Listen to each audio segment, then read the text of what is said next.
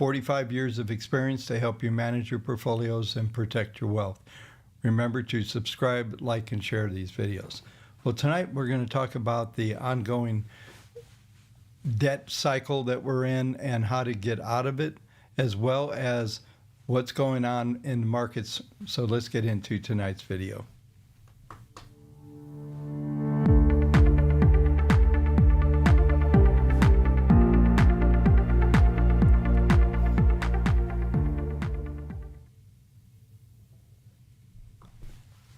Hey everyone, sorry I'm a few minutes late. If you came in late, I think you can scrub it back and restart the video. So anyway, appreciate it. Sorry for the disruption of the channel. Emergency is not completely over, but it's at least stabilized for the moment. So life is a bit of a roller coaster here. So appreciate everybody being patient. So let's talk about a couple of things. I put out a special report this afternoon. If you haven't seen it, check your email or go to the Substack app. And it really is kind of interesting because what we're looking at right now is the entire world is circling around these hearings at the Senate trying to get this reconciliation bill together. It really is kind of a so anyway, I'm starting to sound like Biden here, so I better be careful. Anyway, but the scenario that is out there is what a world we live in, especially here in the U.S. But everybody's talking about how this new bill is more spending, more debt building, all this stuff. You got Ray Dalio running around doing his little book tour on his big debt cycle he's been talking about for about 12 years, I think. Still waiting for it. He's becoming the new Harry Dent, and then we got Musk running around telling us that the country's going bankrupt and it's going to happen very fast. But meanwhile, he's reinvesting more money in AI and building more Teslas because the U.S. dollar is going to collapse and it's going to be worthless. No, he doesn't believe that at all. These are just headline getters. I'll have to give Bezos credit for not getting involved in the party with these billionaires. So it's really, this is just all noise, folks. If they, like I've said, at least we'll say 10 times, that if any of these guys actually believe that, they wouldn't be doing anything what they're doing. They wouldn't be running around on promoting their book. And Ray Dalio, he always likes, I used to absolutely love Dalio when I didn't hear him talk, when I didn't know what he was thinking. I loved Dalio because of his returns and what they did at Bridgewater back in the day. And, it all broke probably, I think, 2014 was when Bridgewater's kind of broke, and there was some things going on there. And I said to everybody, well, if Dalio can't make money, the rest of us are screwed. But now we know that it wasn't luck, but I don't see the great wisdom coming out of him, and he's always trying to enlighten us.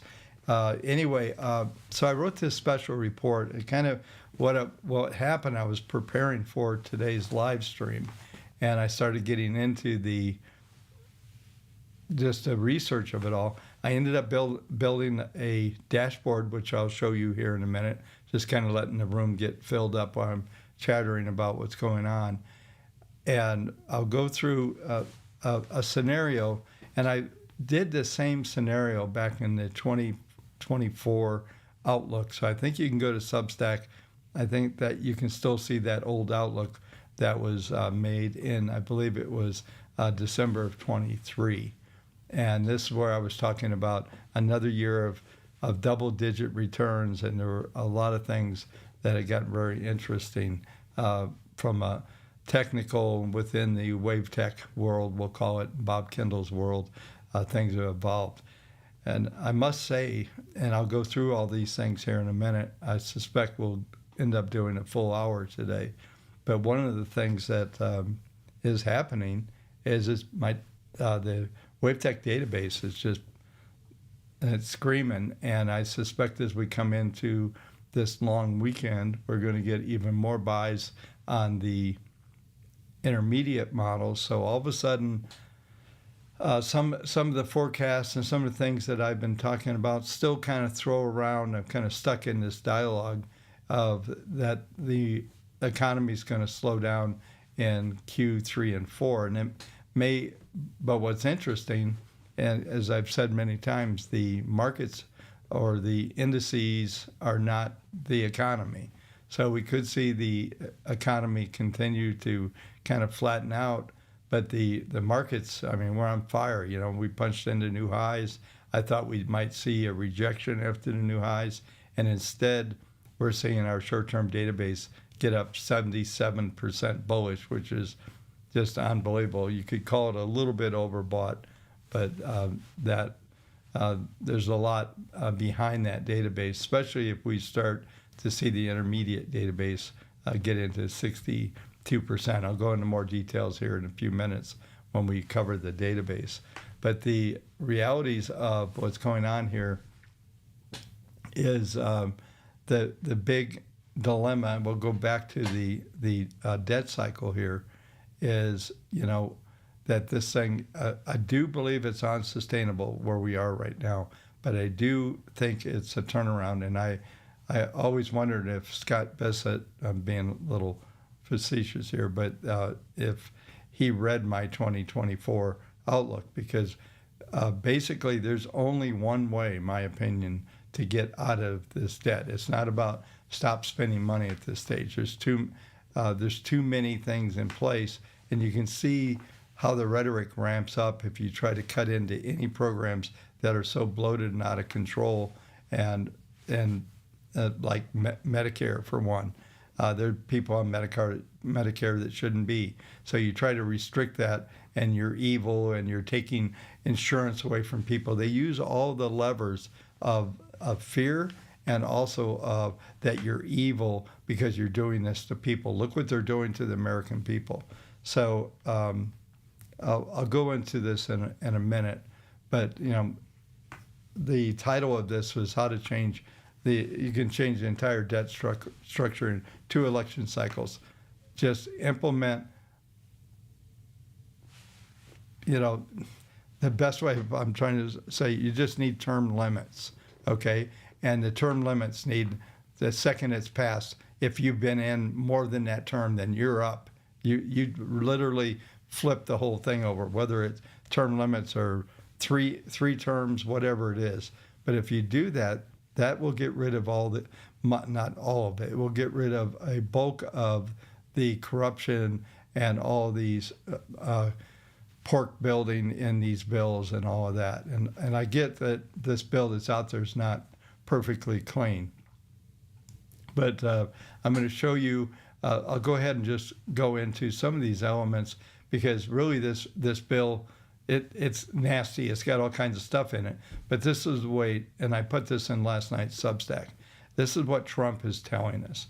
He's telling us, he's looking at it, and like all of us, we're starting a new startup company, and we need capital. So he's looking at a lot of these new expenditures. I think they cut 1.7 trillion out. Of course, they're screaming about all that anytime you try to cut anything. But the goal is to have adequate money to build the infrastructure and to set this thing up for what Trump has already done. What has he done? He's got somewhere between 8 and 12 plus trillion dollars of new capital investments coming in. And you have to be able to facilitate that. And that's where the growth is. And I didn't mention in this current report, there's going to be a part 2 on this, but part 2 is capital investments. And you have to have all the infrastructure, energy, all of these things have to be in play. And if you don't have that, then you're not going to be able to facilitate the new investors or the new companies and new entities that want to do business here in the United States. So we're going to kind of walk through. I'll let you folks read the report. I'll probably do portions of this over the next several days. But goal from my viewpoint right now is just to try to break down how do we get out of this mess. And it makes me crazy because I saw an interview with Musk on the All In podcast, and I mean he should know better than this.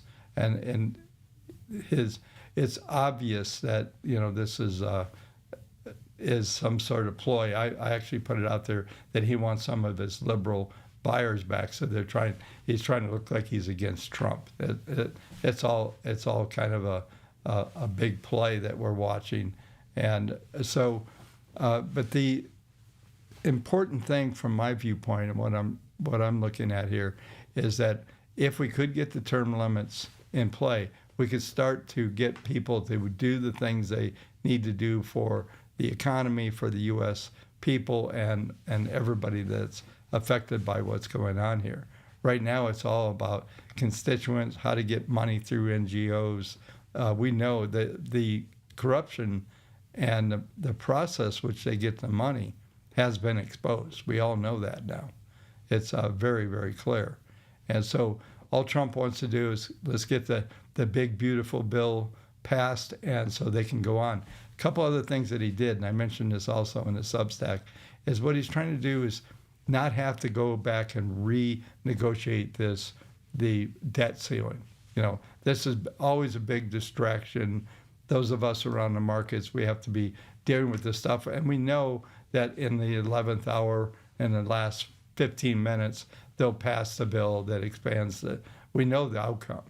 But meanwhile, we end up playing, the markets play into all this stuff, and the algos are buying and selling, trying to manipulate the markets around the news, and it sounds and feels all real. And in the end, it's almost like a matrix that you're watching, right? So you kind of know what they're going to do most of the time and all of that. So let me just look at a couple other points here. And I think what I'll do, I'll go ahead and come up on the screen here. And let me just see if I can get, yeah, so this is the, I'm going to move this over just a touch here. So this is the dashboard that I made up. So this chart right here is just showing from 1960 forward the growth GDP. Down below here, we're seeing the debt ratio, and you can see right at 2000.com. I've talked about this before. Every time we have a crisis, there is another bounce up in kind of the inflationary scenario as well. So we get a debasement of the U.S. dollar, and then they pump the markets. And now you can see from 2000 to 2010, and obviously it was interesting that the 2020, we're looking at 124%. I've got all the numbers. So if you get the Substack, you can get this interactive database that I put together. And I did a fair amount, and there's a little bit of fluff, and I'll cover it. And this will be a project going forward once I can come up with some other numbers. But I ended up doing this research this afternoon because this is really the crux of what's going to drive the markets in the next several years. Throughout the Trump administration, this is going to be what you're going to have to understand. And that was sort of why I got to this. So I've got all the data below, what the numbers was, GDP, debt ratios, all of this stuff. And somewhere between 60 and 50 is a pretty good number, not 125. So I put all this stuff together, and then what I wanted to bring in, because my proposal here is that we can maintain a 3% average GDP, and that's all the number you need here. But you do need the equation of two things. That one, you're going to get the debt ratio.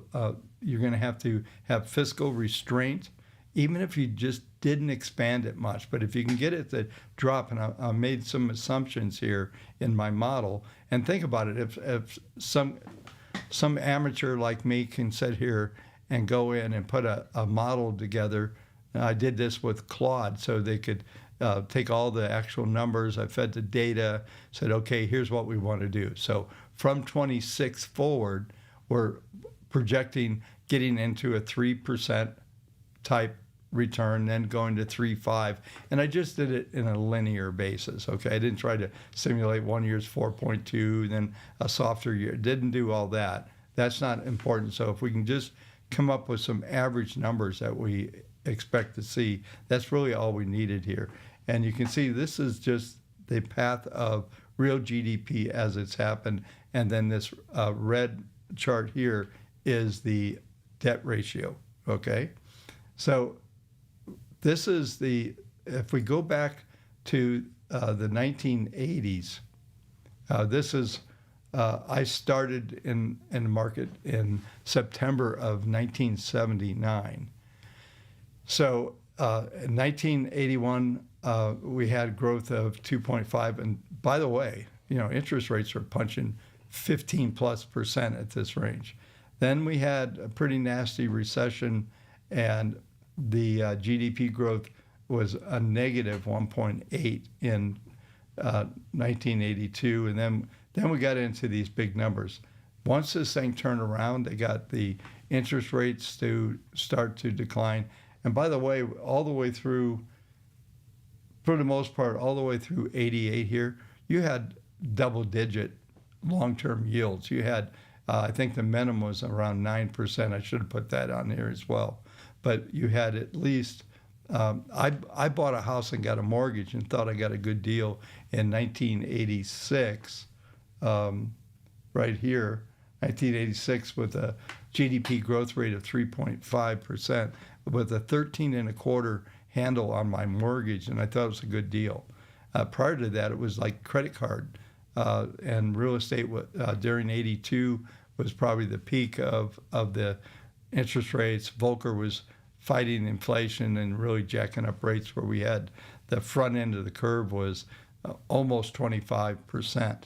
And that's why I kind of, having lived through all this, not only lived through it as a citizen of the United States, but as a institutional bond guy during that time, you have a much different perspective because you really lived through some crazy times, especially when if I could probably write a whole book just on some of the experiences from 82 to 86 on the as far as being a bond trader during that time. It was unbelievable things that went on.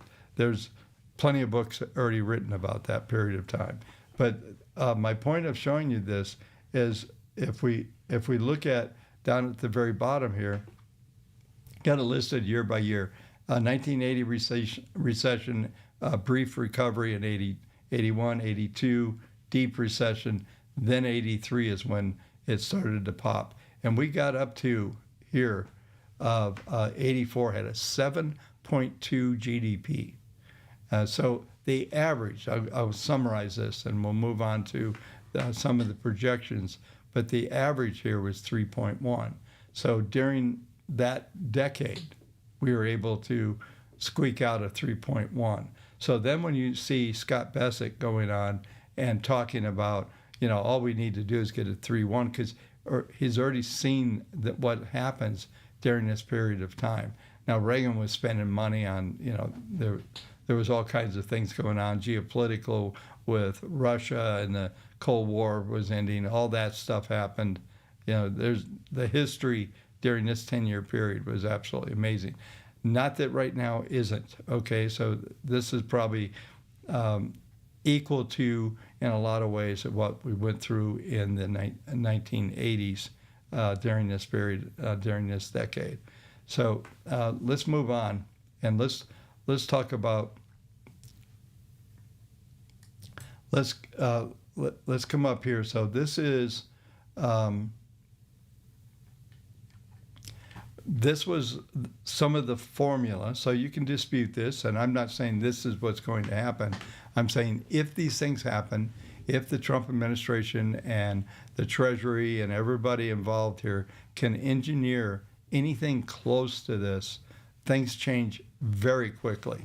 The whole concept that Ray Dalio and Musk and all the doomsayers of what's going on the with the debt, that they know this. There's no way that like somehow I figured out the magic formula. They all know this. Scott Bessett talks about it all the time, and they all know it. But it doesn't, if you want to sell a book on debt crisis and all that, then you've got to be full on board, right? So you're a salesman.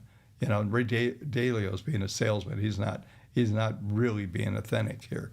Anybody that's watched anything knows that. He probably believes it or maybe whatever. But, I think he's actually set up or moved to Singapore or something. So he's shown all of it. Maybe he's acting as if something that happened, like somehow Singapore is going to survive through this. If we had this complete collapse, the so-called, I'm doing air quotes, Roman, the collapse of the Roman Empire, only it's the U.S. now. And the reality is a couple other things is we probably have another level of craziness if they wanted to try to financial engineer us out of this. But the best thing to do is what I'm telling you is figure out how to get growth going. If you look at the bill, I went through the bill fairly in depth, looking at not the CBO that hasn't been right about anything forever, not the economists that are telling you a bunch of stuff. They've never been right. Not any of the major firms that put out research on this. They've never been right. I've worked in the institutional department at major firms, and they weren't right then. Like I always say, it's marketing. They have an angle that they're trying to sell to the public and market participants that this is a scenario and here's how to position yourself for it. It's all about selling product. It's not about anything real. Unfortunately, the world we live in, one of my old mentors used to always say that, it was like working at a casino. He goes, we just wore different garb. We had suits and ties on instead of the little bills with the clear, hats on.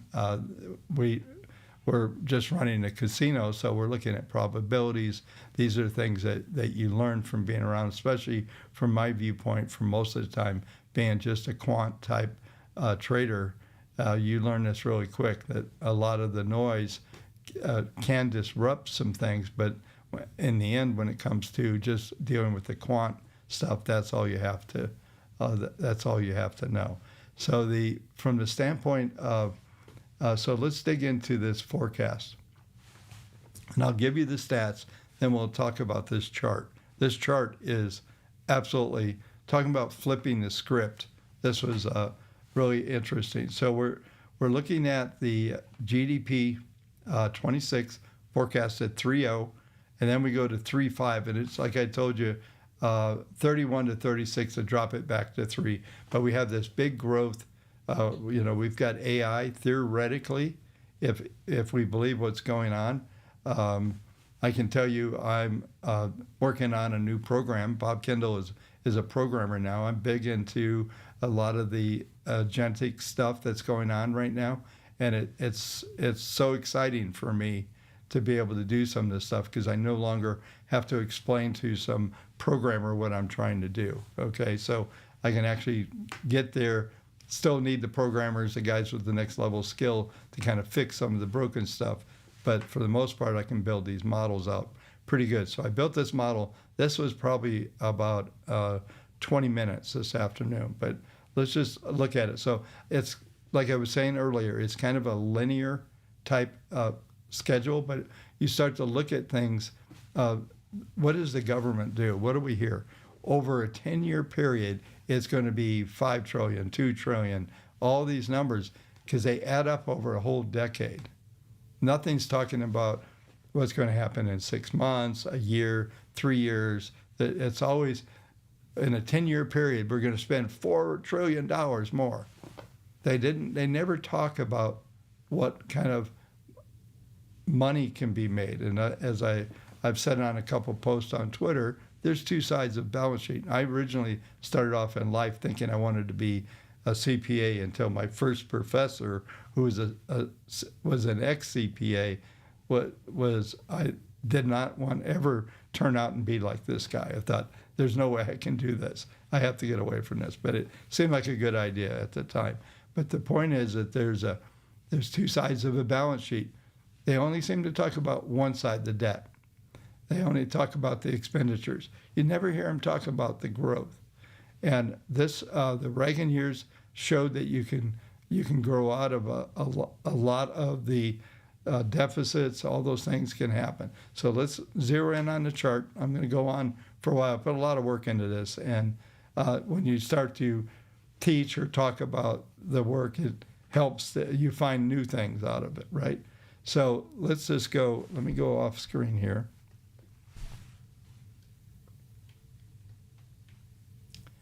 And let's just take a look at what we're dealing with here. These solid lines are what this is coming into 25, and then we're projecting the same. This is the debt ratio on the top, and then this is the projected real growth in dollars and trillions. So not by percentages.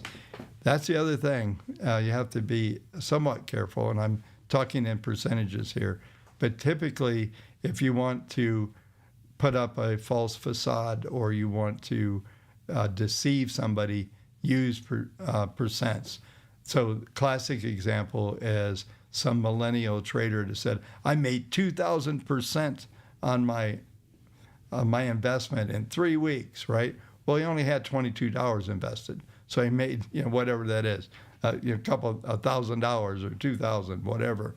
So it's just a way of, when you start to get into big numbers, I've been involved in managing billions of dollars, and the money doesn't move like that when you have big money. Okay, so it's much different. But this chart, you can see, right? It doesn't really, it doesn't break until 27 in this scenario that I'm painting here.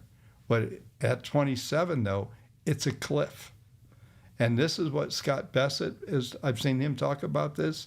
I built this model. This is the same model that I built a couple years ago. And this is this may get some fine tuning while I'm going through this. One of the things that I'm already seeing some other things, variables like what I want to put in to this from that standpoint. So just come back up on screen here, but you can see at 27 we go from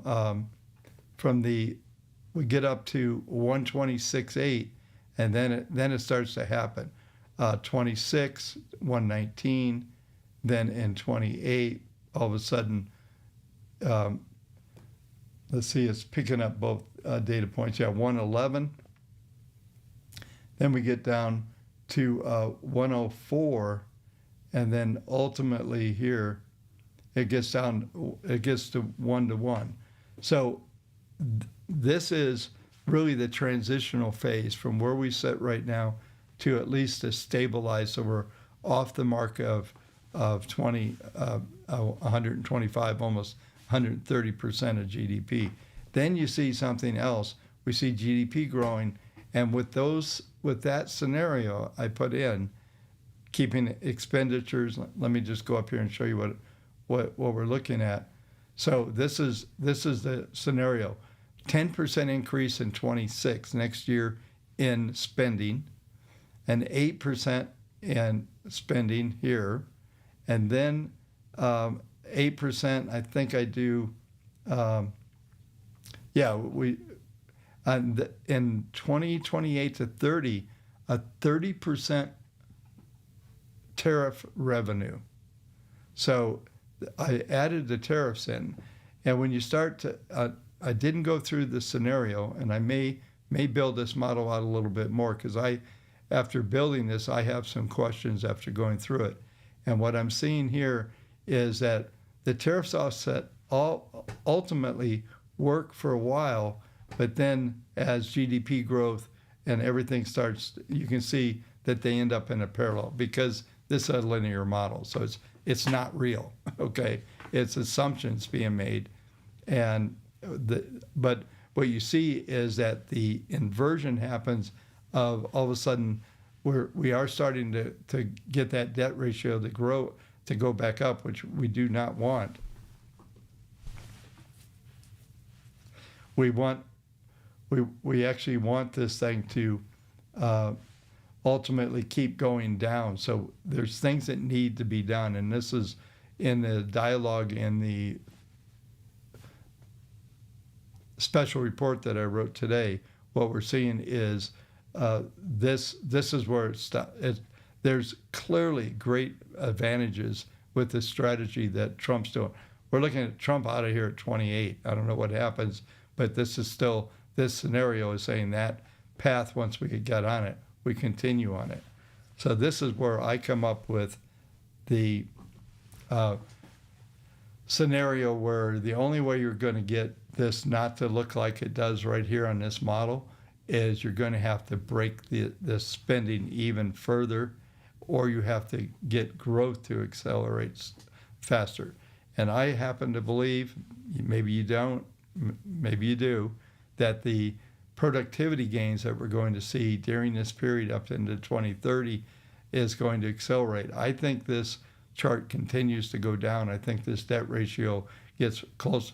I'm going to see what kind of scenarios I can put together in this model to see what we have to do to get things going. So I'll come up to these, some more of this information I put on here is, so you notice 2030 is where this is where 28, the blue is the tariff revenue, okay?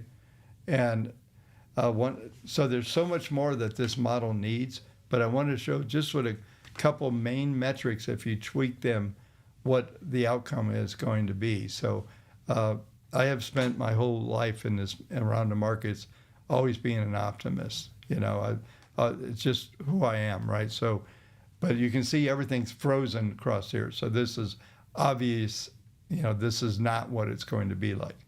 Okay, so that's why I wanted to put together some of this stuff. But so when we start to look at some of the data, so if you have the Substack, go on there and take a look at this. You can dig in this data. I'd love to hear what some of you think about. But let's just go here. So look at the numbers in 2028. So 9.2% of GDP would be the tariff collection data. So like I said, I'm going to go through and challenge this model a little bit, but it does give you an idea outside of the doomsayers that really aren't scared. For some reason, they're part of the matrix to tell us that, the sky is falling. And, this stuff we've been through, this country's been through a lot more. So there's a fair amount of data here that you can go through and see. But here is quarterly projections and growth, annualized growth. There's quite a bit of information here. So make sure, if you haven't got the Substack, get it, kendallreport.substack.com. This is available to everybody. So if you just get a free subscription, you can get to this. And there's a link that will bring up this dashboard, this interactive dashboard to you. So I think this is, so it's just showing you quarterly percent. So there's a lot of static numbers. So this, just come back up here. So I wanted to go through all this. I know I spent like 30 minutes on this, but this is, as I said, we came up, this is the most important part from my viewpoint that you're going to need to have a handle on, and we're going to have to watch how the real metrics perform. This is all made up, okay? So this is an economic model. If I was CBO, I'd have this thing just expanding, and I'd have to put a video of a bomb or something where everything just blows up. And, the CBO was, I think, on the Trump tax cuts, their estimates, they were off by over $1 trillion on benefits. They didn't even have any benefits, right? So, but like I said, I put these models together to do that. Read the article, we'll revisit it. You folks know how to get to me. You can go to Twitter I'm Portfolio Expert, Twitter at x.com. I'm Portfolio Expert. There's no E in expert. And so it's just portfolio, then just the X, and then PERT. So if you go there, that will that you'll be able to get to a lot of this data.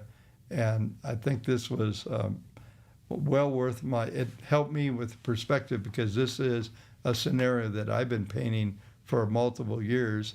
This is a scenario that I've seen multiple interviews with Scott Bessent, the Treasury. That's going to be it. The Fed doesn't have any input here for the most part. They are jacking things up. Trump is right by keeping rates high. I think that the Fed funds should be 3.25, should be about 1% lower, maybe as low as 2.5. The back end of the curve is going to stay where it is. So there's so much that I want to do tonight. We could spend a couple hours on this. Maybe I'll try to do part 2 tomorrow, and we'll get into, since I went so long in this stuff, I want to find a good way to close it down so the conversation is at least set for part 2, because part 2 is has a lot more to do with growth, investments, all those type of things. But I know, excuse me.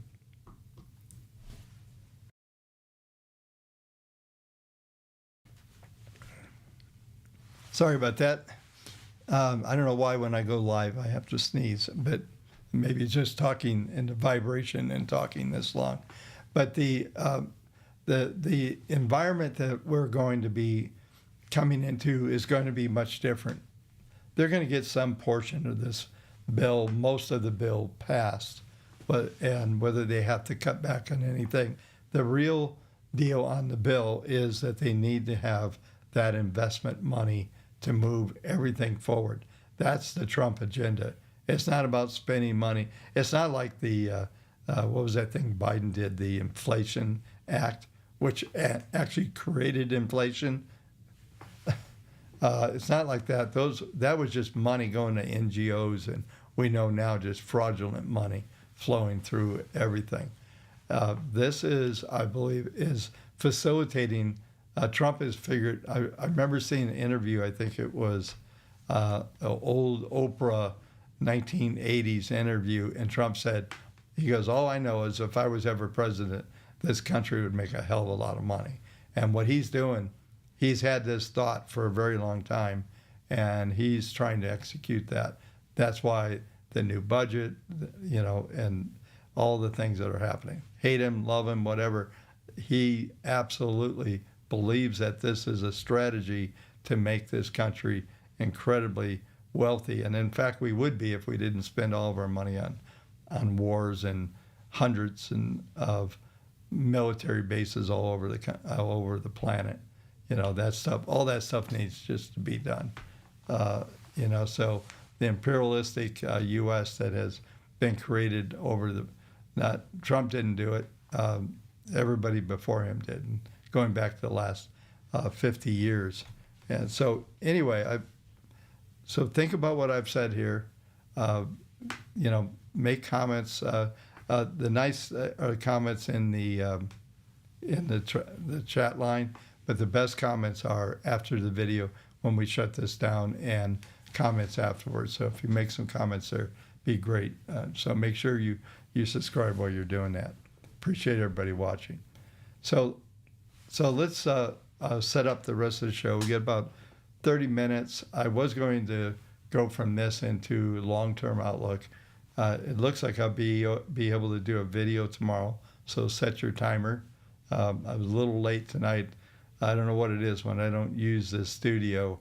Just turn it off. There were multiple things broke, so it just happened. So we'll keep the engine running, so to speak, and come up tomorrow night around 8 o'clock, and we'll go through the long-term aspects now that we have some new data. So I'll go from here, and we'll just talk a little bit about where we are, because I think markets are starting to get a little vulnerable to a possible rotation or a bit of a downturn, but we're just getting massive traction. So let's do this. Let's go. We'll do database, and then I'll zoom through a few markets. The best way to get my thoughts on everything is, once again, just get the Substack. Everything was a little lean. So the other thing I want to talk about is the new data sheets that I updated last night. I think I'm waiting for a response from my IT guy. I have a guy that I'm working with. He's actually sleeping right now because he's in India. But we'll get this this next phase, because this new sheet is good. So let's go ahead and I'll bring up the database, and then we'll go through the rest, and I'll show you the S&P, and we'll talk about this new sheet.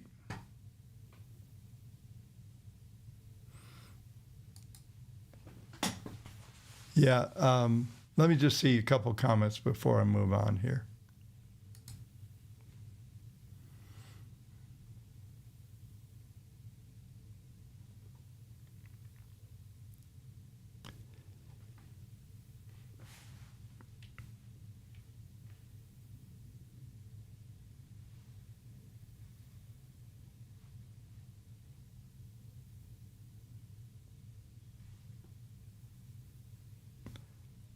Yeah, and Pamela, you're probably right. We not only do we need them, we will get 10 million robots. Absolutely.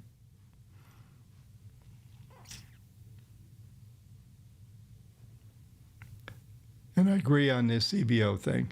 All right, so let's go ahead and go through the database and see if we can move on and get to the end of this. 41 minutes in, so I'm a little long in the tooth already. But thanks for hanging out and listening. I think, like I said, this is probably the most important thing that we have to deal with going forward. All right, so interesting stuff on the database, folks. My anticipation of that bottom that we put in on the back after the tariff announcements was, I thought this market would stall, and that we would get some consolidation, get a right shoulder as a V bottom, this straight V bottom right to the top. But this is the other thing that's happening here. Looking at the database, we're 78.28%. Yesterday had like 1,200 new buys on the daily, another 624 new buys, a big positive bullish rotation still going on at 70. Look at this, 11,449 symbols in trend mode. These are not symbols that have migrated above their 200-day moving average. These are ones that have met the test of about 600 variables. And so there's sustainability in here as well. If I'll bring that up here. I usually don't discuss this, but let's just look at this. I'll zoom in here. On the daily, typical days are 39 days long. Average standard Eve is 9.7. Current duration is 23. So we're a little bit over halfway through the cycle of the database. And since we continue to get, we stalled a little bit around 65, 68. We came back in just a little bit. If you remember last year in 2024 on the intermediate database, we never dropped below 61%. It was an interesting year. I've never seen it just kind of halt there. It literally did not drop under there. Then we got another surge, and then finally it did the full, went into a full liquidation mode on the end of it, on the intermediate. Here what we're looking at is the duration fulfilled, about 60%. I said 50, it's 58.9. Average profit is 10% right now. Average current profit 6.1. And you have to remember these numbers normalize because you're looking at a very large set of data. You're looking at 11,000 symbols. So there's this just gives you the average normalized number to look at. So this gives you a bit of a perspective of where we are when we have a large data set like this. So we go back down below. You're looking at I'm just looking here. There's 3 of the sectors that are at or exceeded their holding periods. So you can see over on the right-hand side, it says hold, and we're still in accumulate, but we're pretty close to some of these other numbers getting hit. And it's interesting because this rotation has been very strong, where all of a sudden all 12 sectors are long again. And that's because down at the bottom here, we had 2 new sector buys. We had consumer cyclical, consumer non-cyclical, our new buys for tomorrow. So that puts us 100% long on, you see here, 100% long on the sectors, 76 on groups, and 78 on individual symbols. So this is, if you want to say bullish, this is about as bullish as it gets. So when we look at this and discuss these type of elements, looking at the database like this, it's long in the tooth. Typically, we'll start to get some rotation. I've seen this thing go to 90%. So predicting where it's going to stop is like anything trying to call a high. There's still so much positive rotation. And you'll see when we go through the S&P, there's a bit of that, what I call the contraction or volatility contraction going on in the S&P and the other indexes right now, which typically precedes some sort of mini top or some rotation where the markets will fill back in, and we're been at all-time new highs or chopping around near them. So let's go ahead and go to the S&P. And so my original thought when we got to 200, I thought we would come back into these fib targets, thought there'd be a retracement. Instead, we just keep grinding up. And what we've seen, this is where the database comes in play. We're just seeing this database just continue to flow in here. Now, what we're seeing, and I've been talking about this, but it's kind of the algos have I've got these set for a look back of 150 days, and if you can see how the momentum is formed pretty much around this pattern here. So when we got right here, when we got this big reversal, that 11% day on the S&P on April 8th, that was the big announcement day, and we got that actually set the tone for this V bottom. And what we did is it looked like we were going to get some kind of retracement here, come back below, maybe come into these moving averages. We didn't. We just got it to continue to cycle up. So here's what I want to zoom in on so you can see it. Is we're seeing this. We have an upward channel that's going on here, and we're seeing the red dot start to come down, wants to challenge the 10-period moving average around 6,200, around there. That's a possibility. We got a short week, but we have a ton of information. I didn't even go through the economic releases coming out. We've got a ton of stuff coming out in the next 2 days. Thursday's super loaded up with unemployment numbers, all kinds of stuff, right? So this is not going to be light. It looks like to me that we're going to probably put in enough information that maybe we're going to get a roll. You can see that's what's being forecasted. These dots are forecast, and we'll see if this plays out. But this PPM1 is right now at 0.35. Anything over 0.25 is very bullish. If I brought up the probability map, 0.35 only gives you about a 30% probability that the market will be able to decline under its 10-period moving average. So let's just go here right now. So this is the sheet that you've been seeing, but there's been this blank spot in here. It's been making me crazy for months. And I finally engineered basically some deeper market commentary and analysis. So, and what's nice about this, there's a couple things that I'm working on this dashboard project. Right now, it only looks at the data from the current market session. And it also is very, whenever you are using this, when you run a sheet, it's very time sensitive to when you run the sheet. Now I did this, up at the top, I also added the exact timestamp when I ran this, so 17:14 my local time. So what that'll be able to do, I'm trying to run the algorithms on these trades that are being delivered every day. Now I have the time, I can throw in some hourly data, and I can have research and see what trades are getting hit. And I want to put a P&L together so you folks have an idea whether these things are worth the crap. I can tell you just a quick comment on this is I typically, I don't use stops. I haven't used stops for decades.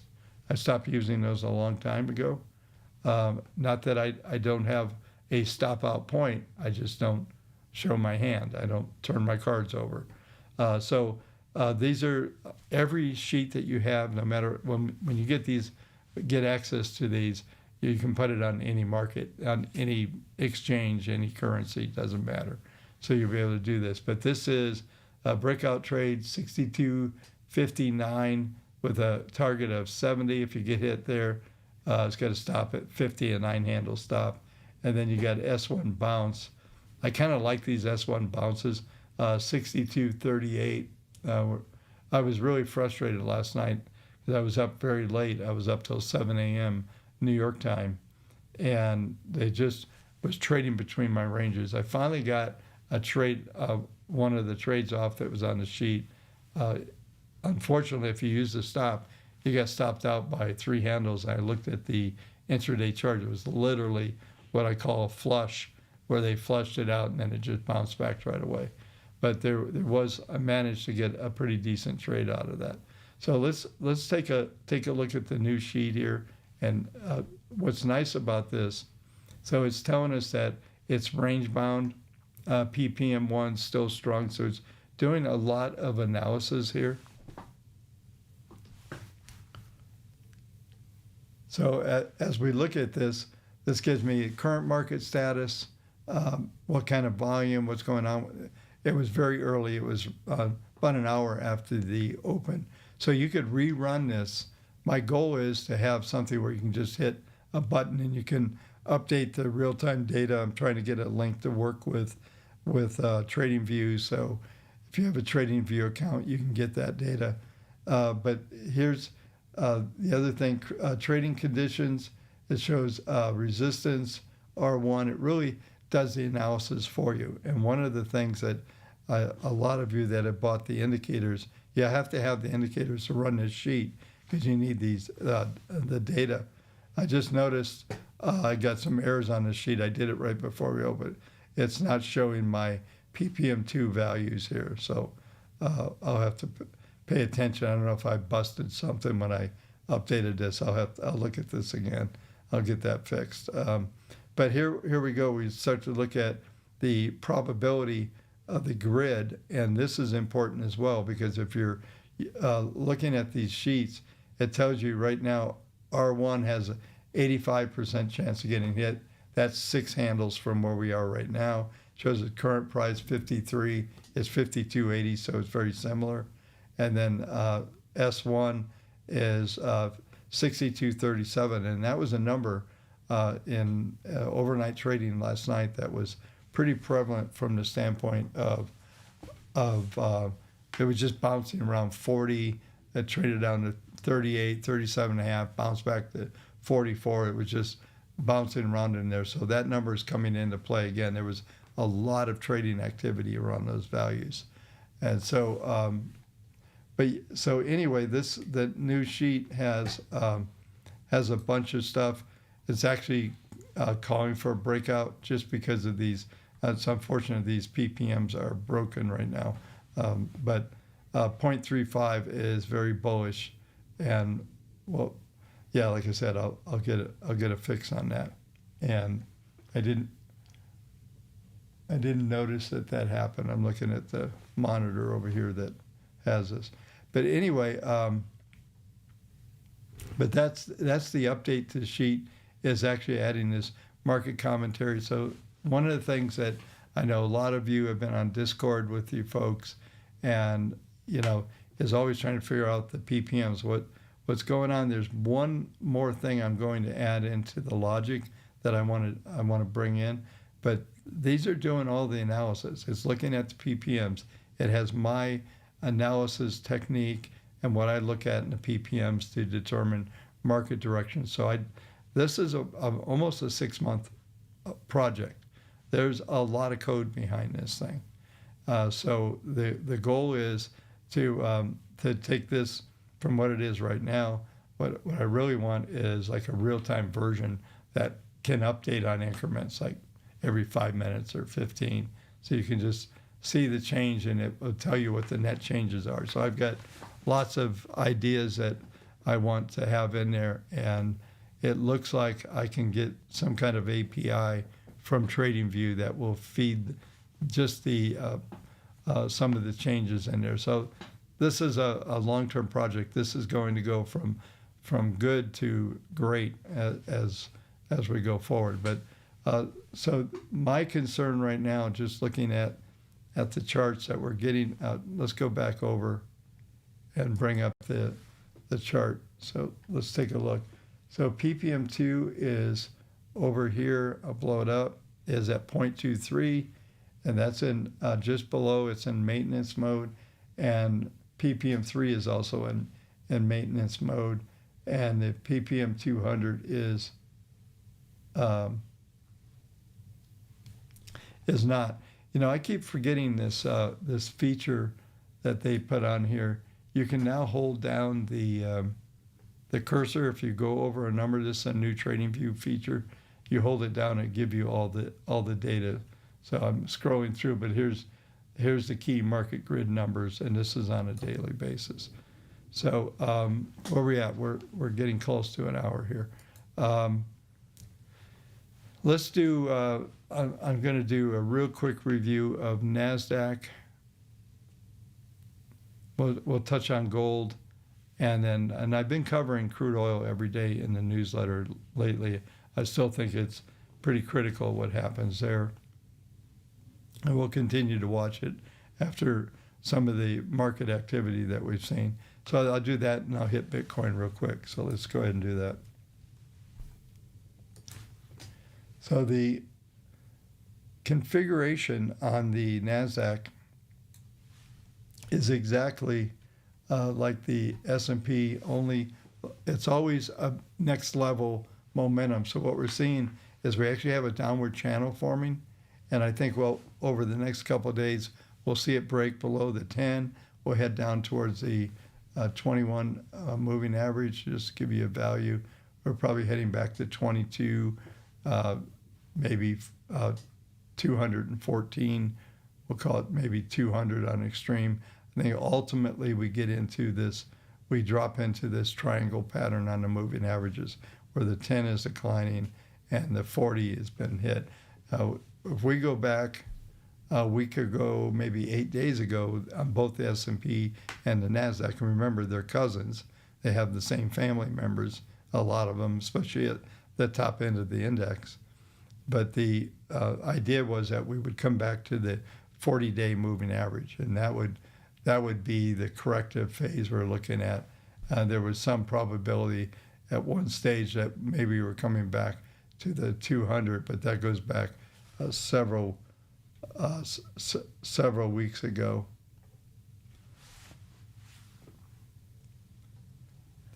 So that risk kind of dissipated pretty quick. We stayed right above the 21, and we continued to grind this market higher. So that looks like, if you have the indicators and just watch this break of the first second derivative on here, that will set a test of the 21. Ultimately, we probably get to the 40, but the 40 continues to rise every day. So it may be several days out where all of a sudden we're maybe 21, 925, maybe 975. You're just going to have to watch these numbers. And like I said, I'll be on tomorrow. I'm not sure about the next day. Well, tomorrow is actually the last day that will be for Thursday's market, and Friday we're closed with the holiday. So that'll kind of finish off the week as it goes. All right, so let's go to gold. Gold did a bit of a flip. If you looked at the Substack newsletter and look at the like I said, I'm already in love with the new fact sheet. I don't know if you guys would give me a thumbs up or down on that. I haven't had a chance to get over to Discord. If you're on Discord, let me know what you're seeing, if there's anything that you think can be improved. It's kind of like the final programming before the release. But yeah, so we're looking at gold. It's still kind of forecasting a downward move. This move that we got the other day, I think went right to one of the key values on the weekly. So just go over there real quick. Yeah, we didn't quite make it to the 21, but notice that on the weekly, that 10-week moving average is like a magnet. So when it gets stretched down below, it just rallies right back, and the weekly chart continues to move up. But we have a really big flag building here, and this is what I always call the caterpillar. We're just getting like these ridges, and so what we'll look for here, this is a weekly gold, look for a turn up of the market grid, and then maybe formulate around maybe the 21, but probably weeks down the road. So this looks like it's going to stay up there pretty good. I don't think we get any big collapses out of here, but there is some vulnerability, down to 3240, maybe even 3200 on a quick moment of weakness. All right, let's do Bitcoin, and we'll call it quits.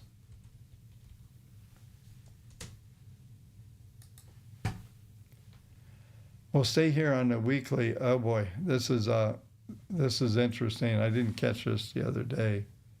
We have some new, some of you Bitcoin bulls and are going to laugh at this, but we got a new fib target on the downside, which right now, let's just bring up those numbers.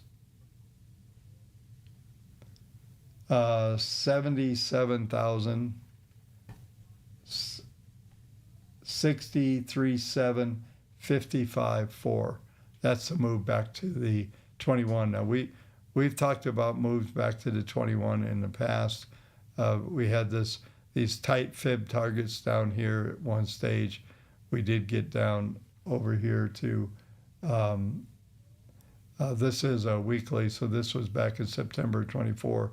Last time we had a configuration like this, we did get down to some decent levels, but coming back into this level here, this is the big number. I'm going to zoom in here. This big green dots here, this is your major pivot.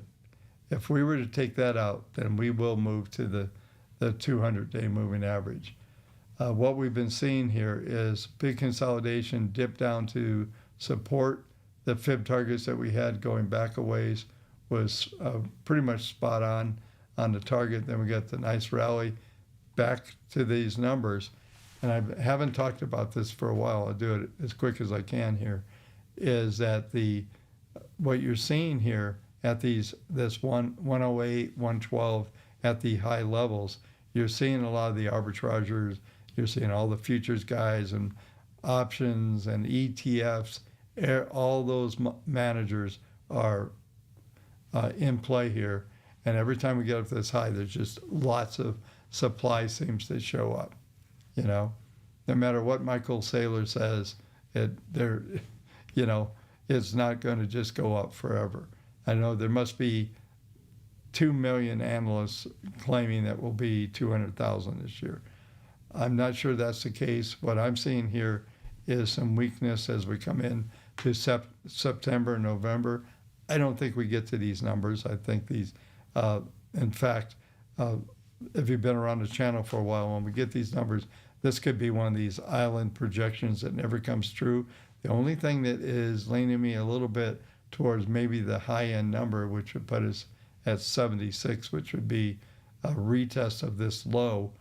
That would be the only thing to watch out for, as you can see, the forecasts are for. I'm just trying to say, yeah, we get into trend mode down, and folks, this is a weekly chart, not a daily. So these are intermediate trends, and that will force us into that. So let me just do one last thing here. Yeah, so we've got these fib targets that have been laying around here, and let me reduce this. I keep forgetting I can do this. So here's your high 105 down 97. This is a daily, and then you're looking at market grid, probably 105, 106. When I run the data fact sheets on this market, it will give us a pretty good range. The other thing that's happening, we have a potential V top forming on a daily, an inverted V, and that's also suggesting that maybe we come back in toward the end of the week. And so I'll try to update this the best I can tomorrow night, and I'll definitely cover it into the Substack. All right, so let me see what you guys are talking about. I'll answer a couple of questions here.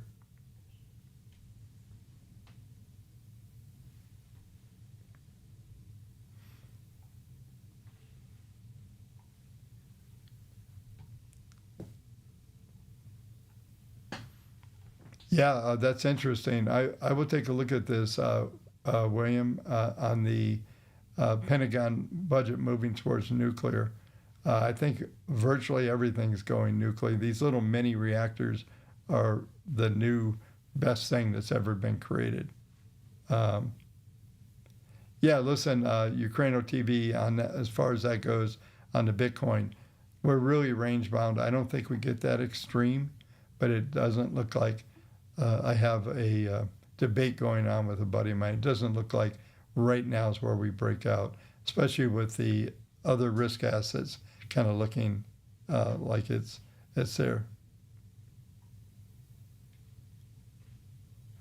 Let's see here.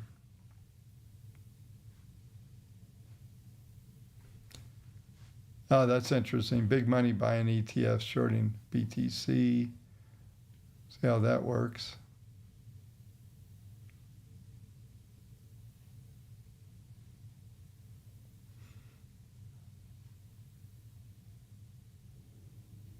All right, just let me look a couple more, see if there's anything out there that.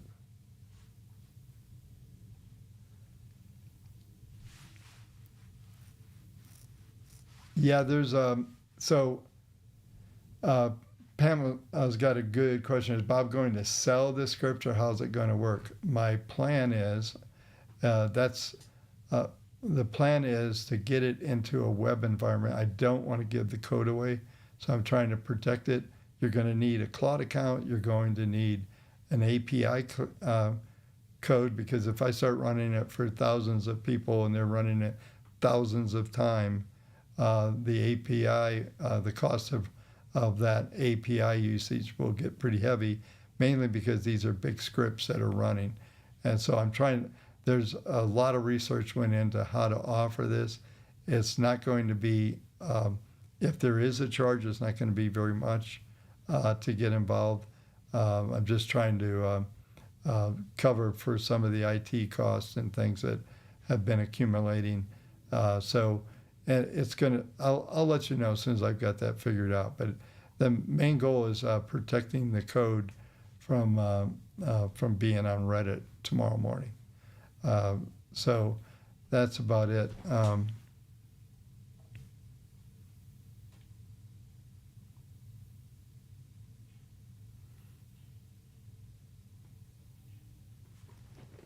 Yeah, somebody's asking, Craig P., is Bob's audio come out of the right speakers?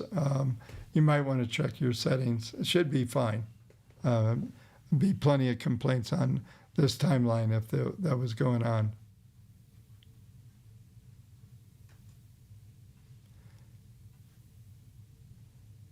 Yeah, so Brian's saying something. The only way debt Jubilee will never stop spending. No, they're not going to stop spending unless you stop breathing. So the governments will do what they're going to do. That's why it was really interesting if you go back and watch the video on that chart when we got in the parallel, what inverted. All of a sudden, once you got to a certain stage, it was interesting because the reason why the GDP level stopped changing was because my model stopped collecting tariffs.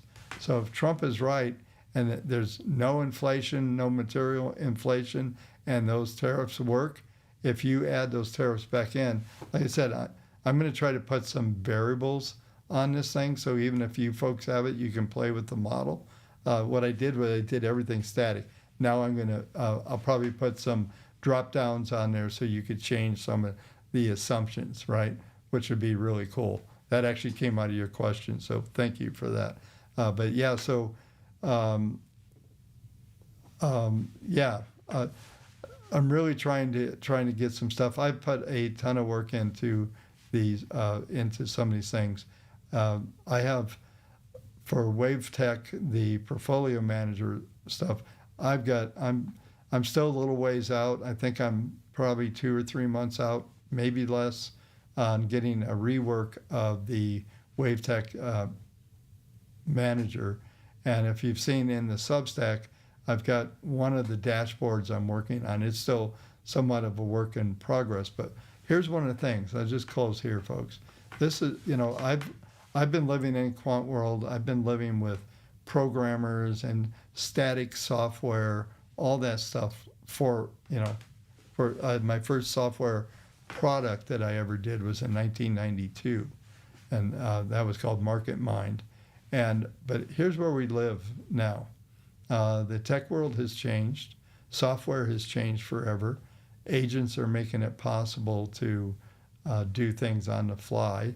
So nothing's static anymore. The idea of static software, and I've been in the software business for decades, is over. And my goal is actually, I have a company that I own and URLs and all that. It's something called, you probably saw it on some of the reports, called advise.io or and that project goal is that you'll come in, you'll sign into an account, and you'll just talk to it like it's Chat GPT. And you'll tell it what you want to do with your investments. It's going to ask questions. It's going to learn who you are, and it's going to start building investments for you from the AI. And there'll be a giant database. We have a database that is really impressive, going back to 1980. Literally, I don't know, gazillions of data points. And so the plan is that you'll be able to just go in and tell the platform what you want. It'll build your own private dashboards. There won't be static anything. Like I said, the idea of static software is just done. I saw some software the other day, and I'm still going to go. That's next iteration is to reface and add intelligence. So like on the WaveTech and the Portfolio Manager, I've actually built in forward expectation, probabilities for returns, all kinds of stuff. So now instead of just getting a bunch of numbers on a sheet and you're looking at it and you're flying in the blind, now I'm building intelligence into everything. So it's actually knows how to interpret the data on the screen, and you don't have to learn how to interpret it. I went through for years. I went back in 2020 when we released our WaveTech software to the public. It was a big education thing. During the pandemic, we were all hanging around doing stuff. So we were doing these 2 and 3 hour hangout on YouTube and just fielding questions from the timeline and teaching how to use the software, which was certainly helpful. But how much better would it be if the software knew what you're trying to do? It helped you build your portfolios. It helped you select stocks through some criteria and some expectations, and looking at, I figured out, folks, it's really interesting how to take data series, just like with the algos. These are just linear type math right now that's being applied to the all of the different metrics you see on the indicators. All this stuff ultimately is going to be a variable from machine learning, changing volatility levels. There's going to be a lot of things. And if the good Lord lets me hang around for a few more years, I'm going to change all of our lives. I see the path.